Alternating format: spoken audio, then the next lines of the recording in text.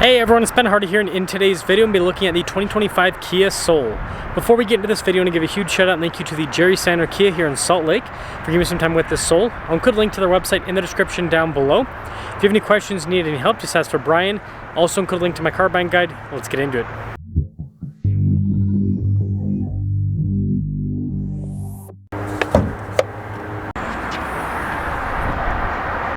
Under the hood we have a 2-liter 4-cylinder that goes through a CVT. Fuel economy is 27 around town and then 33 on the highway, with power outputs being 147 horsepower and then 132 pound-feet of torque.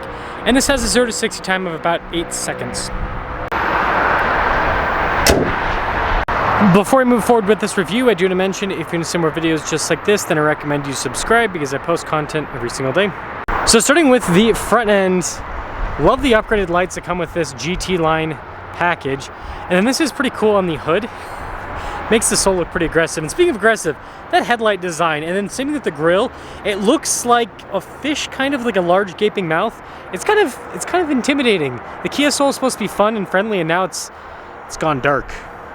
Around the side here, our tire wheel setup is 235 by 45 by 18 in the front and over in the rear.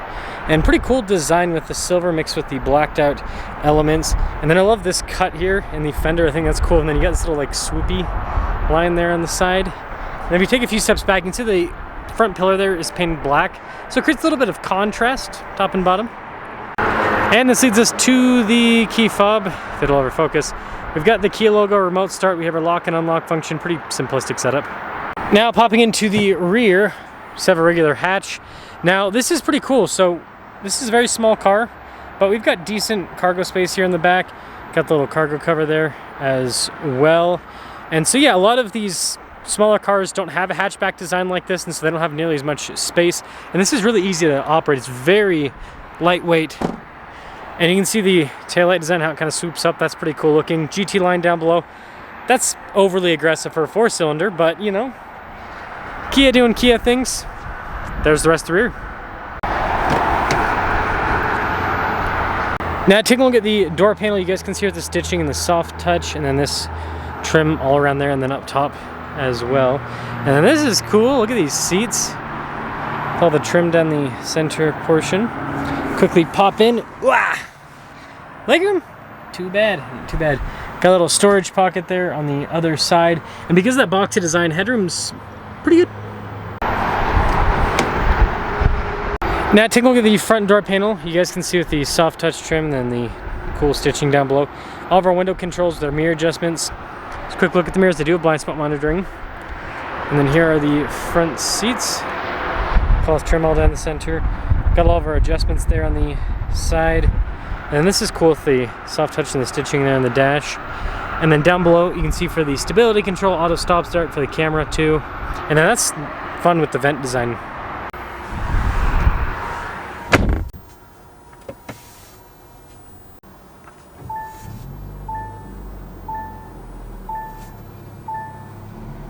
Now take a look at the steering wheel. You can see soft touch all around. You got the red stitching there in the center with the GT line logo there at the bottom. And then a bunch of practical controls on the front of the steering wheel, including our adaptive cruise control with our lane centering. You've got your voice command controls as well.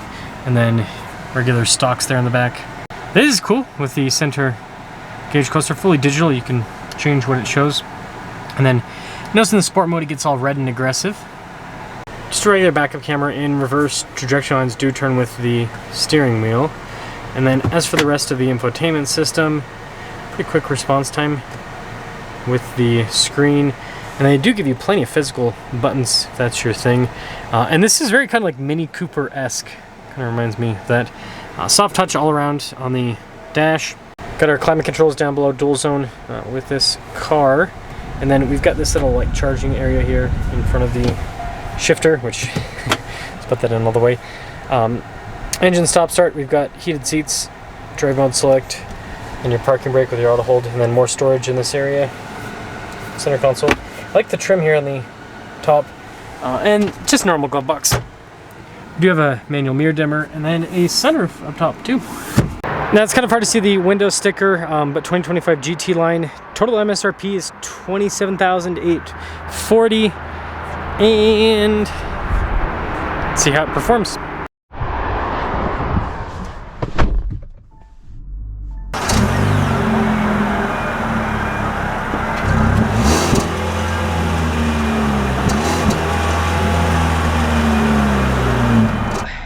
Visibility in the sole, pretty darn good with that boxy design. Let us squeeze through here. We got lots of cars coming in, so a little bit of a tight fit, but nothing that we can't manage. So Kia Soul, this is a very interesting car. Like I said, it feels very Mini Cooper-esque, and you know, that's frankly what the Koreans are kind of famous for now with Kia and Hyundai, is taking, in Genesis too, is taking concepts from other manufacturers and not fully copying them, but you know, taking quite a bit of inspiration from them. Again, the Genesis cars all look like Bentleys, for example, and this interior has its own unique Kia flair to it, but you know, it also has, like I said, kind of a Mini Cooper-esque feel. I mean, it's like a circle around the infotainment system, so it's interesting.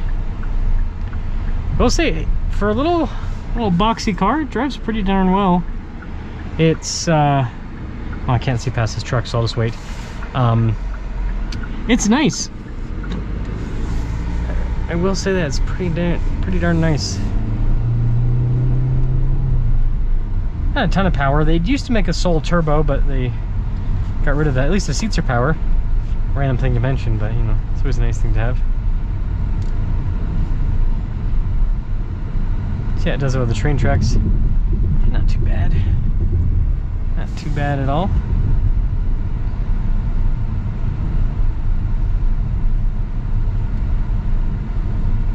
Yeah, this is, again, this would be comparable to like a, you know, Honda Civic, Toyota Corolla. That's what this competes against. But the benefit of this is the boxy design, right? It's got more space. If you're a bigger, taller person, you're gonna fit in this better than a Corolla or a Civic. And I do think that's something important to mention, is there are people that would love to drive a car like, you know, a smaller, fuel efficient, affordable car like this, but they're just too tall, for example. And so it's good that, you know, Kia, for example, has a car like this that would work for a person that is taller or wider too, right? If you're just a bigger person in general, this definitely feels more spacious than a Corolla or a Civic. Yeah, I mean, drives well. Pop it into sport mode here, get acceleration, then we'll just cap it off. This road's pretty bumpy, but it seems like it's handling it well enough.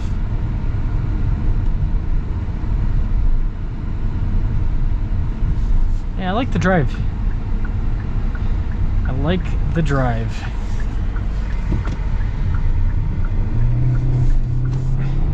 Yeah, definitely not fast, but you know, gets good gas mileage and it won't break the bank. So let me know what you guys think about the Kia Soul.